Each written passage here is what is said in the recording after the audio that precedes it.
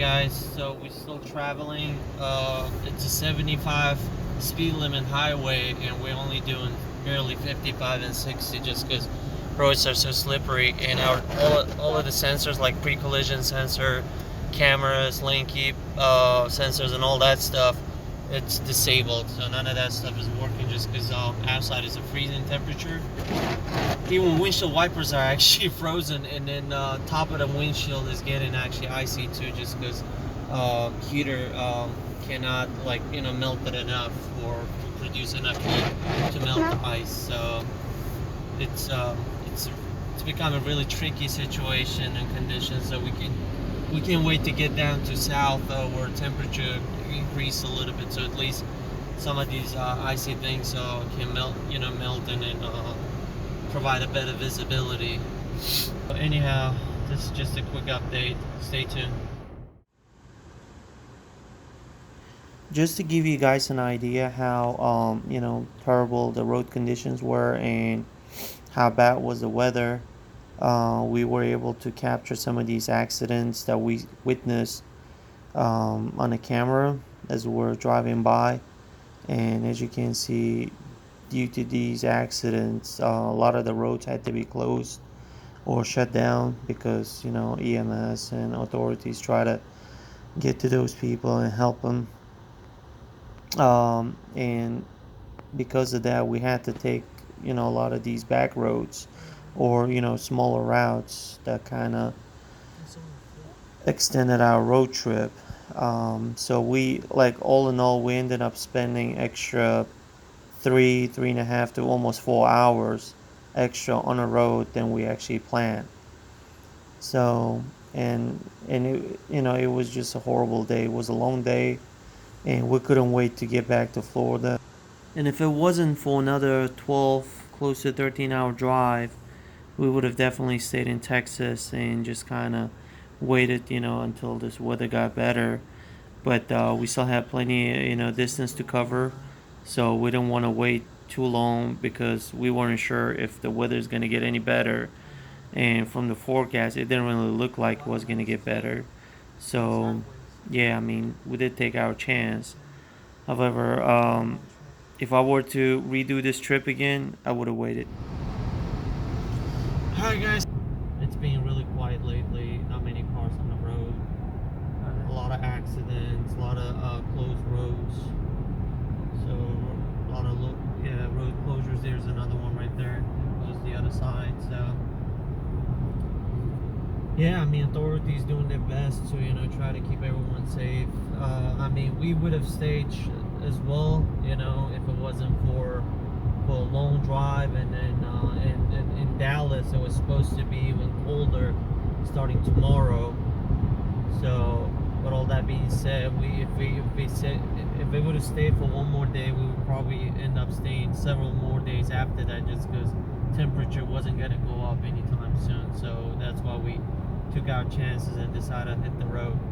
And hopefully, in next 2-3 hours, we're going to be able to get to I-10, and then from there it should be just a home stretch, because temperatures above 32 degrees according to forecast, and well, down there, not here right now, it's 27 still, but down in what is it, Alexandria or New Orleans, around like down there somewhere, temperatures are above 32 degrees, so we should be okay from there. But as of right now, this is it. I mean, as you can see, there aren't many cars actually on the road, and roads are they're still slippery, especially on like an overpass or on a bridge, or yeah, like when you go through on the bridge and stuff like that, they're still slippery. All right, just wanted to share some most recent experiences. Stay tuned. Hey guys, how's it going? So it is 1:17 a.m. in the morning, and we just made it back to town in Florida. And look at that temperature. How lovely is that? 52 degrees. 2 days ago in Colorado was -4, so it's really it does feel good to be back in Florida and to this mild temperature. I mean, that's actually really not that bad. And anyhow, now we're gonna be before we actually go home, we want to kind of wash the truck from the outside. Let me get you. Here's the MPG, by the way. So it's not bad. We went through some slippery roads and there was some salt and all that stuff in Texas, so truck looks dirty. And there was a lot of salt and sand on the road as well. So we want to wash it off, make sure that salt doesn't get all the way in. So here's the outside. Truck still looks nice and all, except it's a little dirty, but we made it safely without any complications or anything like that. There we go. Now we gotta give it a little bath and then we're gonna roll back home.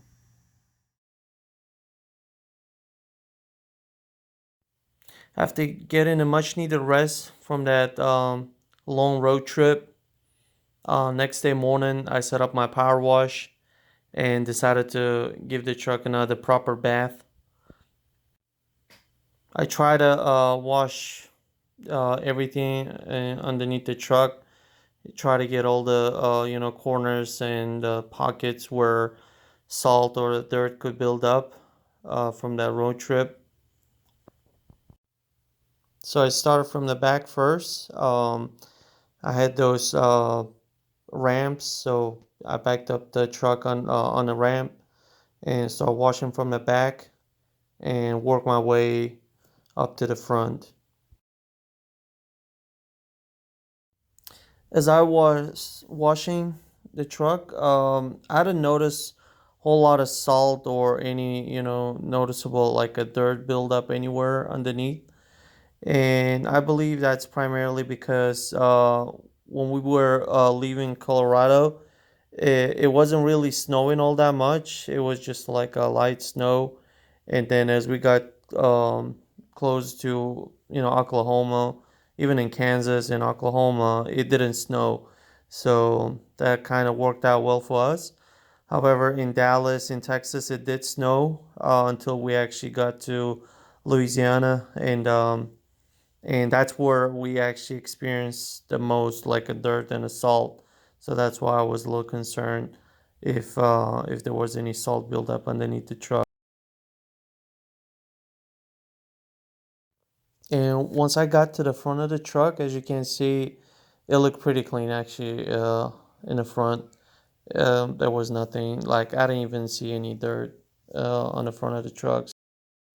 And this concludes our two-part video. If you liked it, please consider giving a thumbs up and subscribing to our channel. And we'll try to upload more interesting videos like this in the future. And thank you for watching. You guys have a great day. Bye.